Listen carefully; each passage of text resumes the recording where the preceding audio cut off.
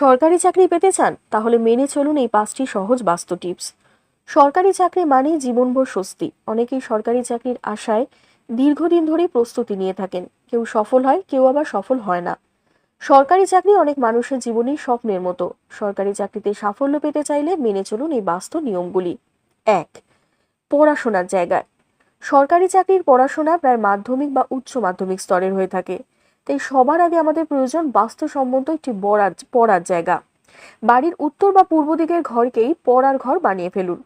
আপনার পড়ার টেবিলে একটি ক্রিস্টাল গ্লোব রাখুন, যা আপনার মনোসংযোগকে বাড়িয়ে তুলবে। 2. বিছানা। পড়াশোনার পাশাপাশি ঘুম বা বিশ্রামের প্রয়োজন রয়েছে দীর্ঘ সময় পড়াশোনা করার জন্য।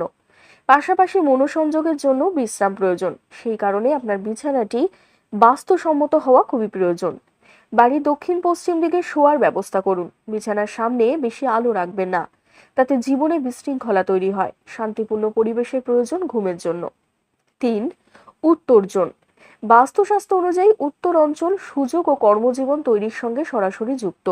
তাই উত্তর দিকে সক্রিয়তা বজায় রাখার জন্য একটি সবুজ গাছ বা জলের ফোয়ারা রাখার ব্যবস্থা করুন। এতে উৎসাহ বাড়তে থাকে। ইতিবাচক প্রভাব পড়ে যে কোনো কাজে। নাম্বার 4. প্রবেশ দরজা।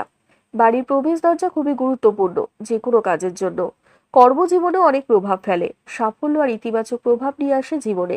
তাই বাড়ির মূল প্রবেশ দরজা সর্বদা পরিষ্কার পরিচ্ছন্ন রাখুন। চাইলে একটি স্বস্তিক চিহ্ন আঁকতে পারেন। শুধু চাকরি জীবনের উন্নতি হয় বাড়ির মূল প্রবেশ দরজা দিয়ে।